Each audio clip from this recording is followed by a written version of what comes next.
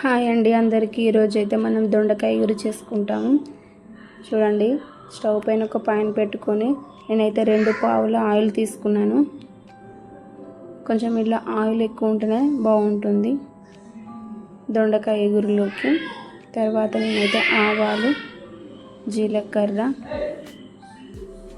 కరివేపాకు, ఆనియన్స్ ముక్కలు, తర్వాత మన పచ్చిమిర్చి ఇవన్నీ వేసుకొని ఒకసారి అన్నీ ఒకటేసారి వేసుకోవాలి.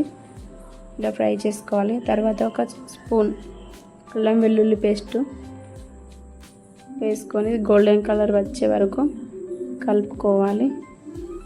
తర్వాత ఇందులోకి చిటికెడంత పసుపు వేసుకొని దీన్ని కూడా మంచిగా కలుపుకోవాలి. తర్వాత మనమైతే సన్నగా కట్ చేసుకున్న దొండకాయలను తీసుకొని ఇందులో వేసుకొని బాగా కలుపుకోవాలి.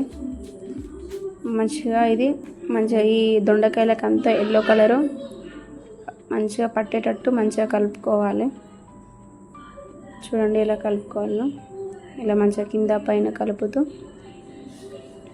దీనిపైన ఒక స్పూన్ సాల్ట్ వేసుకోవాలి.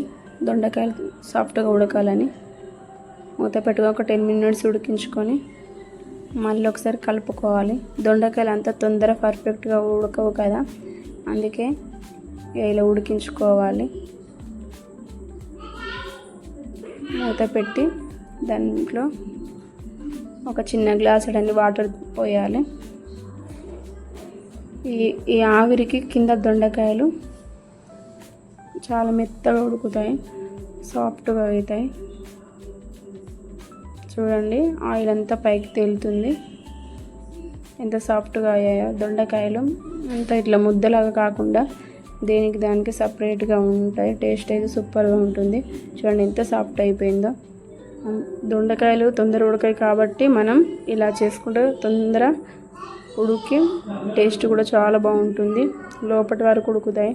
నచ్చితే like, subscribe, share, comment. Thank you for